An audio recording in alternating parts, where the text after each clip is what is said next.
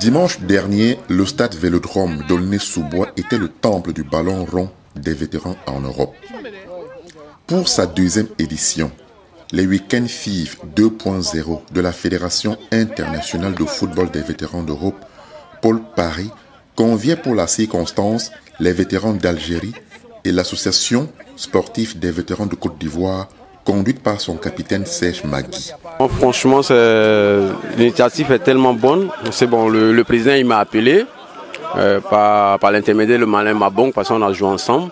Donc quand il m'a sollicité, j'ai dit mais il n'y a pas de problème. Moi je serai là pour ton événement, pour qu'on doit booster ça parce que la fédération des vétérans c'est une très bonne chose. C'est toujours agréable de retrouver nos Africains, on est entre nous.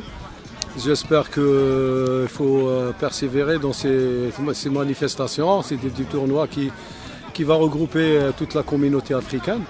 Et c'est une bonne chose. Espérons arriver à aller plus loin dans ce qui s'est fait par le président de la Fédération internationale des vétérans.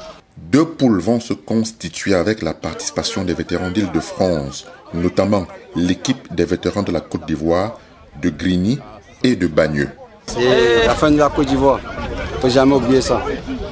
C'est un jour vraiment mémorable pour le... Très bon la Côte d'Ivoire. Très bonne initiative. Ah ben oui. Il n'y a pas de petit match. Il n'y a pas de petit match.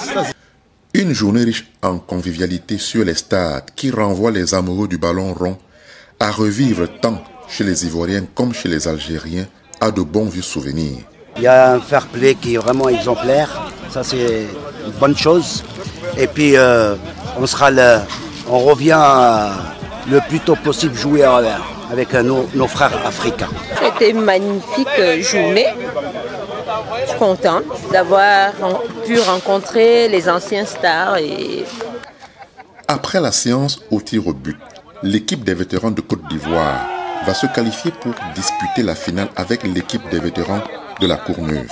C'est alors que pour sa première participation, la bande de vieux copains à Serge Magui, à peine inscrite dans le tournoi FIF, va remporter le trophée final en battant leur adversaire de la Côte d'Ivoire par 1-0.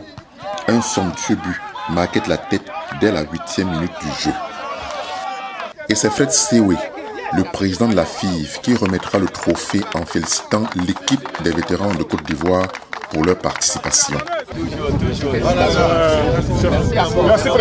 La journée s'achèvera par une journée de commémoration en mémoire de Justin Tchouké, un doyen et un soutien de la première heure du football des vétérans en Europe.